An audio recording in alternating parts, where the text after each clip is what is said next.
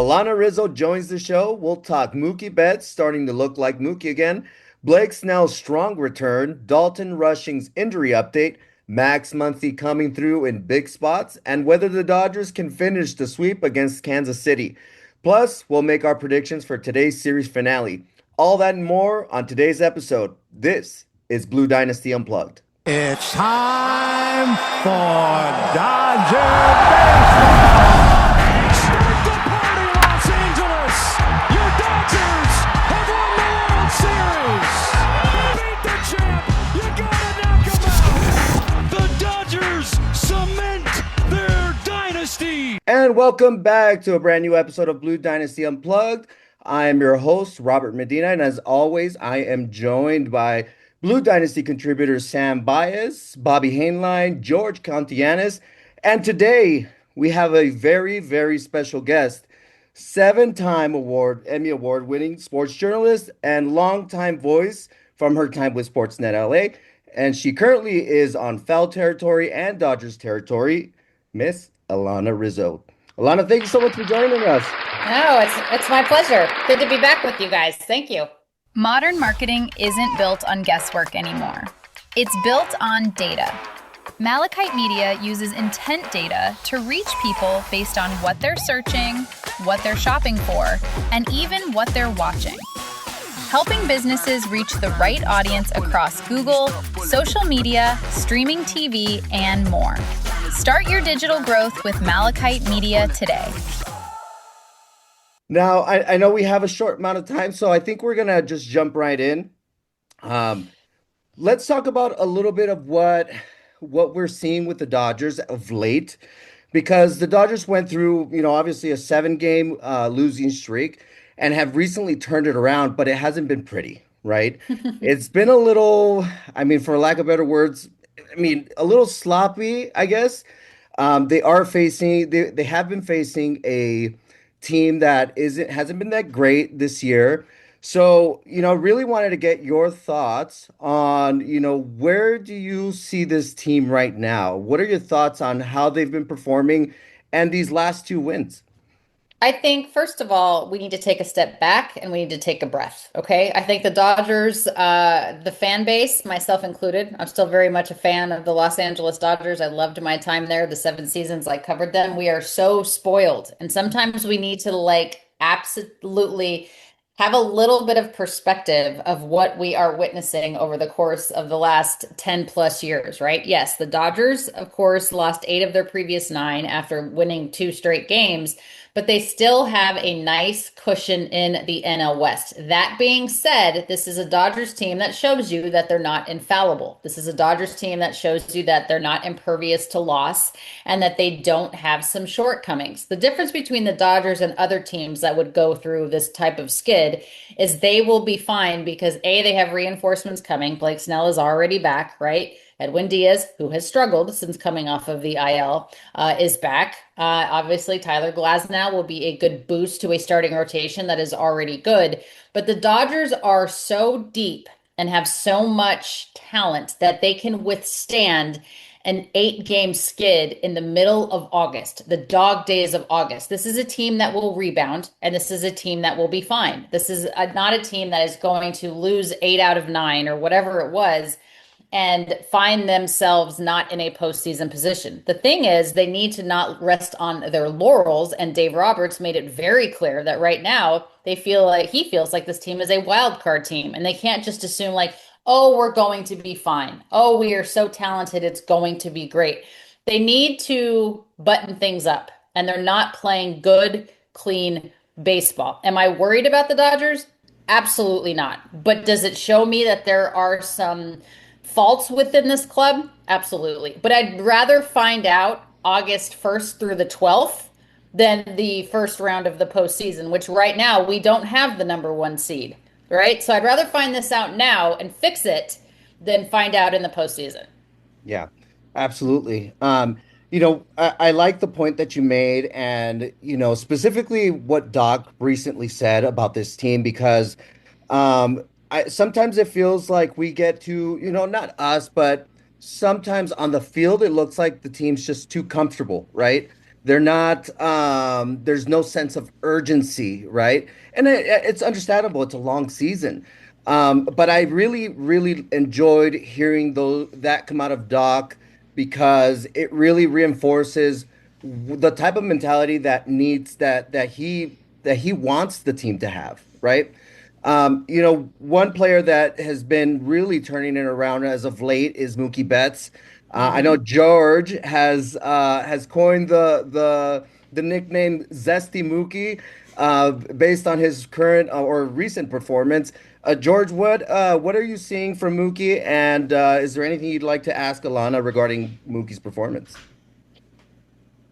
Yeah, I think a big thing with Mookie is obviously we can all agree that his strength hasn't been the same since that illness. Mistiming a lot of hits, which he was doing a little bit before, but nowhere near to this extent. I never see him pop fly as much now as what he did 3, 4 seasons ago and before that.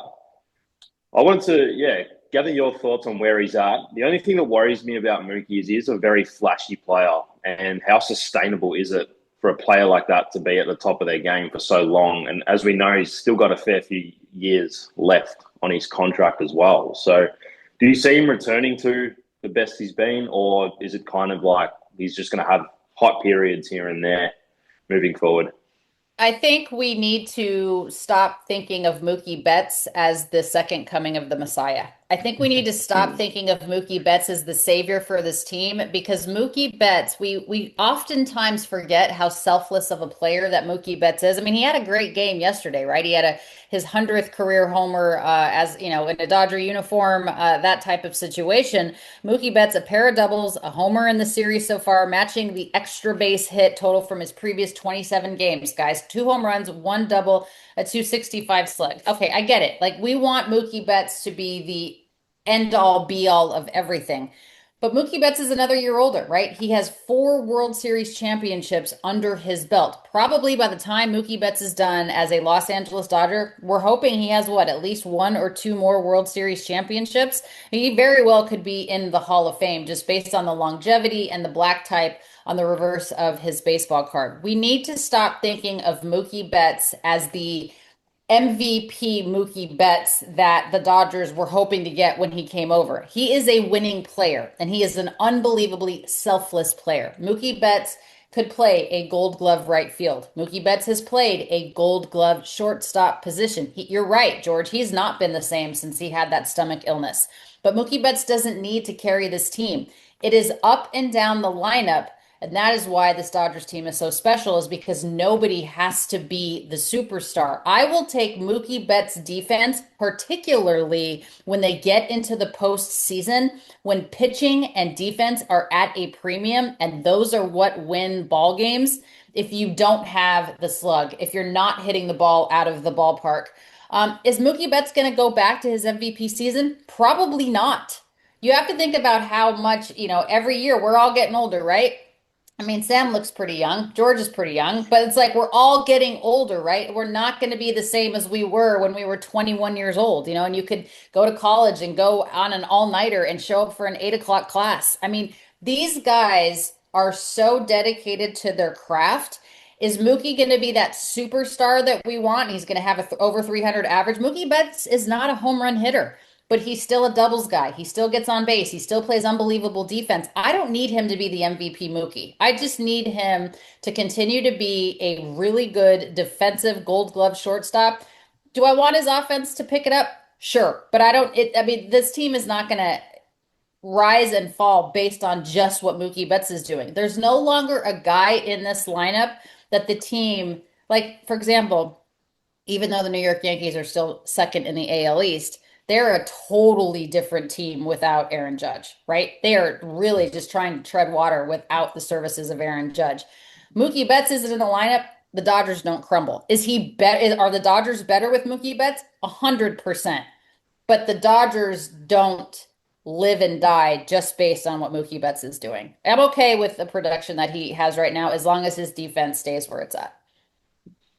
Yeah, and I mean, we've seen contribution from, other players like Andy Pajes, and even other players like Alex Freeland had a few key hits when he was still with the team. But one of the, having Mookie Betts be on his game as far as offense goes, really has, at least recently has really helped this team, right? Especially last night.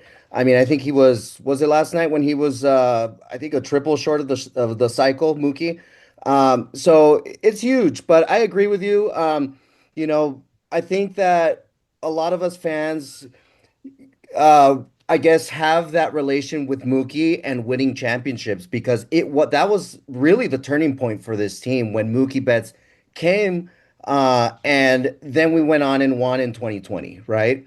Now, another, I guess, player with the Dodgers that has been, that made a really good start last night. It was Blake Snell. And I know that he gave the Dodgers exactly what they needed to pull that win out and to, he went the distance. He provided a quality start. Bobby, I know that you wanted to get into a little bit of Blake Snell and his outing. Your thoughts on how he performed and any questions for Alanna? Yes, first of all, I just want to thank Alanna for admitting me from the contributors that look really young. Oh, I appreciate Listen, that. I'm older. I'm probably older than you, so I can say that. That's okay. Trust me. I'm 57, so anyway. Yeah, well, I'm not that far behind you, so we're good. We're good. Okay. So Alanna, Snell looked really good yesterday. 10 strikeouts. He was efficient, gave us 6 good innings, and looked like the guy that they needed him to be. But then the bullpen almost gave it away. So what was your biggest takeaway from that game? The biggest thing, first of all, is Blake Snell looked to me like he was on a mission. From the first time he took the ball since basically, what was it, May 9th? It's been 3 months since we've seen Blake Snell on a big league mound in a game that mattered. I mean, he worked his way back from surgery to get rid of those loose bodies from that pitching elbow. One of the toughest trials for the left-hander came 1 week before his return to Dodger Stadium, his final rehab start in Salt Lake City. And I think, honestly, I was born and raised in Colorado, okay? So I know about the high altitude and the air that is less dense. When you are pitching at high altitude, that's not an enviable position to be in. And the fact that Blake Snell had his last rehab start at high altitude in Salt Lake City, which is very, very comparable to Denver, where the Colorado Rockies play, I think that kind of helped him, obviously, to be able to adjust to that high altitude to then be able to go basically to sea level to Dodger Stadium. He even said that if he grew up in Salt Lake, he's not sure if he'd be in the big leagues today. It's tough to throw a baseball in those high altitude situations, but I tell you what, he had 10 strikeouts, 6 innings, 1 run, 3 hits, and a walk against the Royals in his return just from his second stint on the injured list this season. And I tell you what, to see that from Blake Snell and the confidence and the dominance, and we've known for his entire career, right, that Blake Snell is a second half pitcher. Even if he's been healthy the entire time, he doesn't really come alive until the second half of the season. Now, the Dodgers being the Dodgers, and having the talent and the depth and the resources and the money and so on and so forth, they don't need Blake Snell until now. They don't need Blake Snell until the second half of the season. They don't have to rush Tyler Glasnow back. I mean, basically, if you look at what's going to happen, guys, and we'll get into the bullpen in a second because I know Robert was asking that. When you look at the Dodgers, this is a team that's going to end up putting Justin Wrobleski, who was an all-star, and Eric Lauer, who could have been an all-star for any other team, who's been unbelievable as a Dodgers starter. Yep. Lauer may not make the postseason roster because of the depth that the Dodgers have. Wrobleski's going to end up in the bullpen as like a long guy or an innings eater or whatever. That is the luxury that the Los Angeles Dodgers have because A, they're a destination. People want to go there. The front office has been amazing. They don't just rebuild, they reload. I mean, think about, again, I'm going off on a tangent and this happens, like I just start to talk, but Tarek Skubal, we gave the Detroit Tigers a bag of balls for Tarek Skubal. Any of the other teams that were contending could have done the same, but Andrew Friedman is an absolute genius when it comes to those types of things. So, you don't need Blake Snell back, which was my point of this whole thing, until now. Like, I wouldn't have even Right. cared if Blake Snell didn't come back until September because this team is so good. All you need to do is win the division by one game. I'm more concerned about the number one seed at this point than I am about winning the division. I don't want to get so comfortable that we're like, oh, it's fine, we're going to be fine, and then end up with, again, I know we won the World Series last season, not having the number one seed. I don't want to have to go through that again, right? It's so difficult to do that on the road. So Blake Snell looked great. The bullpen needs to get its stuff together for sure. They have been bad since the beginning of July. I have all the amount of trust in the world. Evans Phillips has got to get it together. Jack Dreyer has got to get it together. Edwin Diaz has got to figure this stuff out because that is when, again, pitching and defense are what matter the most in the postseason, and the bullpen has got to start locking it down. Yeah. Yeah. Well, I have no doubt that Edwin Diaz has started to figure it out because he was a totally different pitcher in that last game that he got the save for them. Oh no, would he get the save or did he get the win? I can't remember. But anyway, yeah, I think he just needs to pitch angry, just like Doc says that that he just pitch angry and he'll get the job done. So yeah.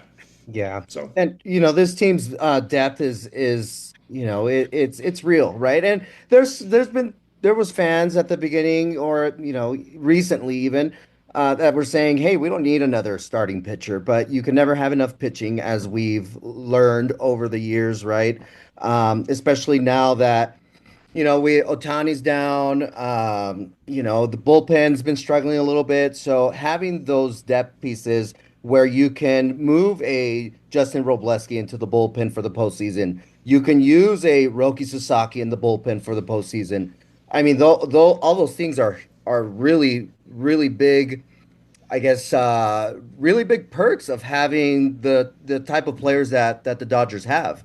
But speaking of roster and injury questions, right? Dalton Rushing recently came out and said that he will not be needing surgery. I know that Sam recently was able to speak to Tyler Glasnow briefly at his first rehab outing. But Sam, anything that you want to touch on with Dalton Rushing, his recent comments regarding his injury? Yeah, I really just wanted to mainly ask, what was your reaction to what they had to say about him not needing surgery after all? And then are you taking that with a little grain of salt, considering the reputation the Dodgers have had this season of, downplaying the injury? And then all of a sudden, this guy's going to be out for the next 4 months. So, I love yeah, this girl. just I love this girl so much because, yeah. So when you think, and again, I love the Dodgers, right? Obviously, I love them to death, but you have to take what they say about injuries with a grain of salt. They hold their information very, very close to the vest, and they don't owe us anything, right? And that's part of the reason why they are so good is because they hold things internally because it's a part of sportsmanship, right? It's a part of the game playing to not let your opponent really know what's going on. It's like for 1 second, Will Smith is fine. The next second, I say this tongue in cheek, obviously kidding. 1 second Will Smith is fine. The next second he's being decapitated, and we didn't even know that he was going on the IL. You have 1 second of Tyler Glasnow's fine, and the next second Tyler Glasnow's on witness protection someplace, and you don't know what the hell happened to him. 1 second Roki Sasaki is fine, and then the next second, every time he pitches, his glove is the size of my body. So it's like the Dodgers are very good at holding things internally, and I have a lot of respect for that because they don't need to tell us anything, right? The only thing that they are beholden to is the 26 men on that roster, the 40 men in the whole, the 40-man roster, the front office, each other.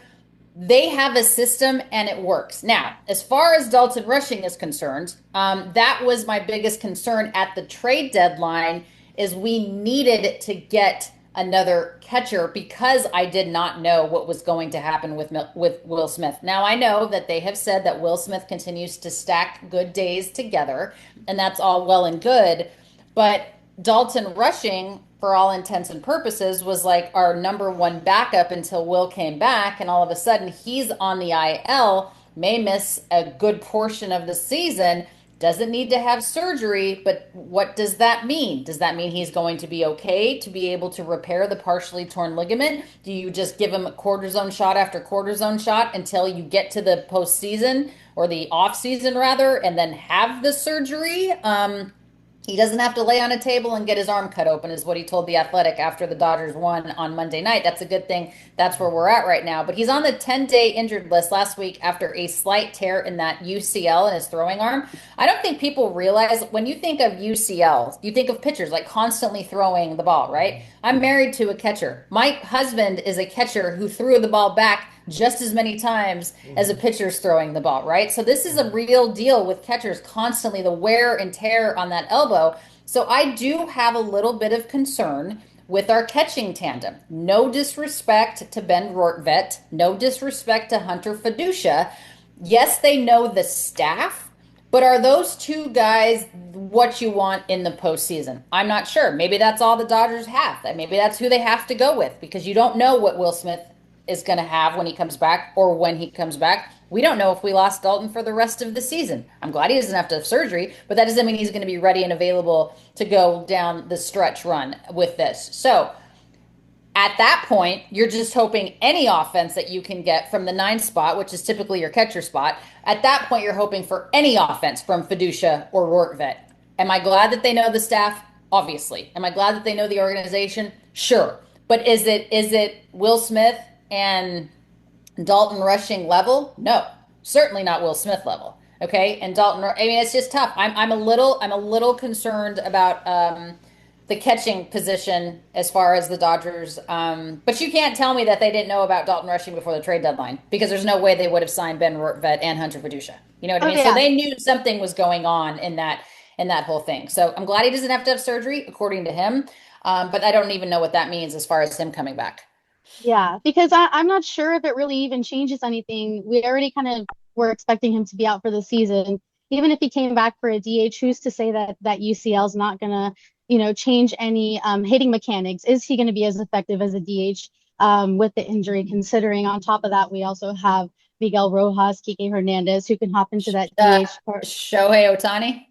Shohei Ohtani is exactly. You pointed that out correctly. If Shohei's not going to pitch, Shohei will just be your DH. Yes. So yeah, it's like it necessarily didn't really change anything, but I am glad to see that he's not going to need surgery. But being a young catcher, with his age, it is a little concerning that at this age he's already having these elbow problems. Well, I don't know. If you think about just TJ and UCL tears and all of the different things, it seems like that's kind of your rite of passage now. I feel like even as guys are getting drafted, I live here in Massachusetts and my stepdaughter goes to a high school that has a very highly touted prospect coming out of it that's already signed like an NIL and all this deal to go to Texas. He throws 100 miles an hour. He was like their star center in their basketball team. He's having a UCL surgery. So it's like already as like a number one prospect type of kid, it's almost as if it's expected. And again, it does happen to catchers a lot because I don't think people realize how many times they're throwing a ball back or, they're the only person on the field that is involved in every single play. So I'm not concerned about the UCL injury, like a long-term situation for Dalton, because I just think it's just your wear and tear on the body. But for the short term and certainly for the postseason, it's a little bit of a concern for me in terms of a weak position for LA overall. If like I had to poke holes in this team, that's amazing. That's a hole I would poke. Yeah, and we touched on this last week, but I would really hate for a situation, at least for Dalton Rushing, right? Potential lockout, they prolong this surgery that he may or may not need. And then it turns out he does need it, and we're in a lockout, and here we are, right? I would hate for something like that to happen, but what do we do? We just need to trust that this team is doing what's best for the player. They've seemed to have the best interest or the best, they do what's best for the player every time. So just keeping that trust there is going to be big. Another player that has been a big contributor of late is Max Muncy. Max hit a walk-off hit yesterday to give the Dodgers the win. What do you make of Max Muncy, given his recent performance? First of all, he has not been a contributor as of late. Max Muncy has been a contributor since he has become a Los Angeles Dodger. I mean, this is a Yes. guy that I remember when he was basically designated for assignment untendered by the Oakland Athletics in 2016, was completely out of pro ball or big league ball anyway in 2017, came over in 2018 and got 15 MVP votes in 2018, was an all-star in 19, was an all-star in 21, and then 5 years later, after having three kids, he was an all-star again. I mean, I think you'd have to argue that Max Muncy, other than the massive names of the Clayton Kershaws and, those types of guys, Max Muncy is quite possibly on the Mount Rushmore of the most clutch performers in his tenure as a Los Angeles Dodger. I mean, he may not always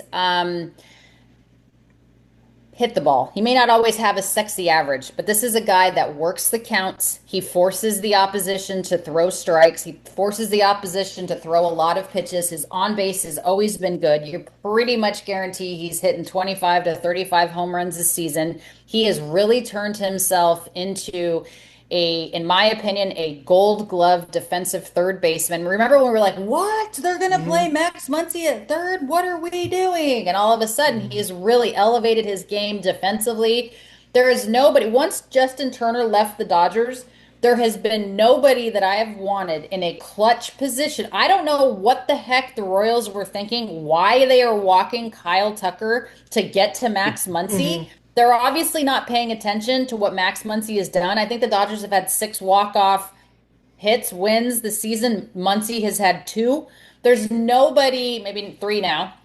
There's nobody that I would want in the box in that moment than Max Muncy. So he has arguably been this team's MVP, especially with the departure, of course, of Clayton, with the departure of Chris Taylor in the postseason. Say what you want about Chris Taylor in the regular season. Say what you want about Kike in the regular season. I don't care if Kike is 0-4 the regular season. You want Kike in the postseason. That's how I felt about CT.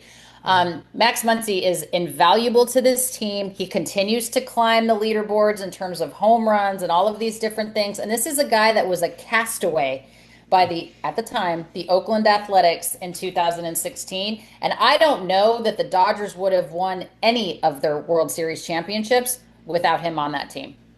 Yeah, absolutely. 100% agree with you. Max, as a whole, with his career,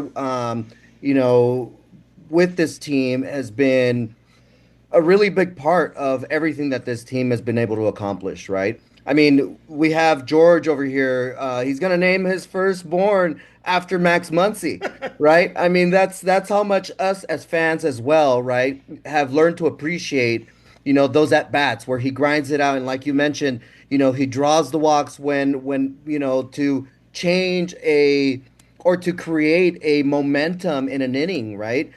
We've seen it time and time again, those clutch home runs, the iconic home run he hit off of Bumgarner in San Francisco. All these moments, right, have been very impactful for this team. So 100% agree with you on Max. I really hope that this continues on throughout the postseason. I have no doubt that the work is being put in. We've seen it. So I really, I wish him nothing but health between now and November 1st. Because we really need that bat in the lineup for sure. Oh yeah, I mean he's instrumental. He lengthens the lineup. He just gives guys. He sees a lot of pitches. He gives the guys that are basically protecting him in the lineup a lot of looks. He's invaluable to this club. Not only, again, what I said offensively, he's going to smash the ball. He's going to get on base. If he's not hitting for average, he's getting on with the walks. He's obviously hitting the dingers, those types of things, but. Defensively, he's really made himself a very good defensive third baseman as well. Yeah. And I would just like to add, too, that the Dodgers don't win the World Series last year if he doesn't hit that home run. in Game 7. So Yeah, or Miguel Rojas or Will or Smith. Miguel Rojas or Will Smith. I mean, yeah, Yeah. then you can just any one of those. Yeah. Speaking of games, we have a series finale on the schedule for today against the Royals. We have Eric Lauer on the mound facing off with Daniel Lynch the fourth. Um, so let's preview this game real quick. Keys to the game. How important is it for the Dodgers to win this one today and complete the sweep? We'll go around the room. We'll start with Sam. Sorry, I didn't expect to be called on so quickly. Uh, yeah, it is important. I think coming off of that 7 game losing streak and all of baseball getting so happy that the Dodgers lost 7 games, I hope they got their happiness out because I have a feeling that the Dodgers are coming back strong. Going to finish the sweep with the Royals today. Calling my shot. I think Freddie Freeman is going to be a huge piece of this game today. My favorite guy, my number 5. Yeah, and I think the Dodgers are going to take the sweep today. Nice. George. Yeah, I think what I'm looking for is a convincing win and one where my heart rate's not 180 beats per minute or something like that. So that would, excuse me, that would be nice. Having said that, though, this Lynch guy's stats, he looks pretty good. So I'm hoping the offense can get something going. We know they definitely can. And I think Max Muncy's going again. He's hot. He's in form. And it's my future first kid, so let's get it. Alana. Well, I can tell you what, you look at the numbers when you're talking about Lynch the fourth, and it's 4-3 in terms of the win-loss. It's a 2.45 ERA, which is very sexy, right? It's 37 strikeouts. The whip is just over 1 at 1.01. He's given up 14 walks. But you look at Lauer, and the numbers don't appear as good. When you look at Lauer, who has an ERA just south of 5 at 4.89, but he's 6-6, and he has done everything that the Dodgers could have hoped for him to be. He's not an ace, perhaps on another team, he's a number 2, he's a number 3, but he is an innings eater. And that is what the Dodgers have needed when it comes to injuries from their top guys. It's when it comes to the bullpen not being able to do its job when it's supposed to do it. I think Eric Lauer has been a very valuable piece and exactly what the Dodgers needed. I was very hopeful that they didn't trade him at the trade deadline. I was like, can we just keep, because he's not going to make the postseason roster, right? There's just not enough need and not enough space for him to make the postseason roster. But I was hoping, like, can we just keep him until the postseason and then trade him to another contender so he has the opportunity? Just because I know that's not a rule, but if I had my way, that would be what I would do. But he's been great. He's been all that this team could ask for. And I hope that he does that again today, right? Like, eats as many innings as possible, gives this team a quality start, gives them a chance to stay in the game. I mean, the offense needs to step up. It hasn't been the pitching that's been the biggest issue over the course of this Dodgers slump. It's been the offense. It's just been non-existent. So it would be nice if he could get some early run support. I wouldn't doubt at all if the Dodgers sweep the Royals today. But Eric Lauer has been a very nice pickup and a nice piece for LA so far this season. Yeah. And I'm with you on that one. I really want to see Eric Lauer bounce back from his previous start, his last start. I think he gave up 5 earned runs, something like that, in his last start. So really be interesting to see how he performs today. Because yeah, he's been really, really, really good for this team. And the Dodgers always seem to find that innings eater pitcher, right? Every year. But Bobby, your thoughts on today's game? I'm really looking forward to it. I think that Kyle Tucker breaks out. I'm going to keep saying this until he does. Kyle Tucker's going to have a great game today. He's going to make a difference, and Dodgers complete the sweep. All right. Well, since we're already kind of calling our shot, it's time for my favorite segment of the show. It's time to call your shot. It's time to call your shot. All right, so we're going to make the prediction of who is going to have the biggest impact on today's game. Alanna, since you're our guest, we'll let you go first. Oh boy, no pressure. That's tough. I think Mookie's starting to find his swing again, so I'm going to say Mookie Betts with a go-ahead RBI that makes the difference in the game. Nice. Let's go, Bobby. Yeah, I thought we were calling our shot. I must have misunderstood. I'm sorry, guys. And by the way, Edwin Diaz, yes, I understand he gave up 2 leadoff triples, and yeah, he didn't get the win or the save. Yeah, I get it. I'm an idiot. Anyway, moving on. Yeah, I'm going to say Kyle Tucker. I'm just a Kyle Tucker guy. I hope that he snaps out of his little slump. He had a great play. That throw he made last night to get the runner, or to keep the runner from scoring from third last night was just fantastic. He threw us absolute strike to home plate. So yeah, I hope he has a great game and makes a difference tonight. Nice. Sam. I did also say it in my previous response. Mr. Freddie Freeman, Mr. Reliable. He's been probably the most consistent bat in the lineup since he joined the Dodgers. So I know it's a kind of a boring answer, but Freddie Freeman, I just hope he keeps on keeping on. And I love the way he hits. So he's aggressive at the bat. He takes a lot of pitches, goes deep in the count, and makes them pay when they make a mistake. So let's go, Freddie. George? Yeah, I'll stick with Max. I think when you're hot, you're hot. Another guy I'd love to see get going is Teoscar Hernandez. I feel like other than that Grand Slam, he hasn't really had a moment. So I want to see him get going as well. But I'll stick with my shot of Max. Yeah. Nice.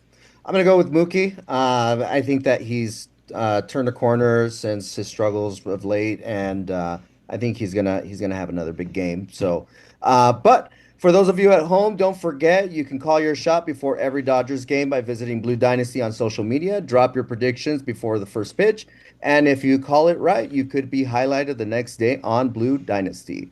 But that's all the time we have for you guys today. Alanna, thank you so much for joining us. Real quick before we go, let's for our viewers that aren't familiar, I know that you do other things outside of baseball, including your foundation. Tell us a little bit about that. Yeah, I appreciate that. I always love to talk about Guidry's Guardian. So I started Guidry's Guardian when I was still in Los Angeles. It is a nonprofit foundation the mission is to save dogs off of the streets and out of high-kill shelters. So over the course of the last 7 years, we've helped over 600 dogs get into their forever home. The biggest thing is we are 100% donation based. Most of the dogs that we help are in the LA area. So if you're interested in helping, check out guidrysguardian.org. $1 helps, $1 billion helps. So we appreciate it very much because there's nothing that gives me more joy than helping a dog in need. So thanks for letting me talk about that. Love that. Yeah, and we'll make sure to include that link in the description. Alanna, thanks again for your time and all of your insight. We really do appreciate it. But like I said, that's all the time we have today. Make sure you follow Blue Dynasty on all of the social media platforms: Facebook, Instagram, X, TikTok, the works. And you can listen to Blue Dynasty on wherever you get your podcasts. Don't forget to follow our contributors, Priscilla, George, Bobby, Sam, on social media. All of their handles will be on the screen. I'm Robert Medina. Thank you for joining us, and we'll see you next week.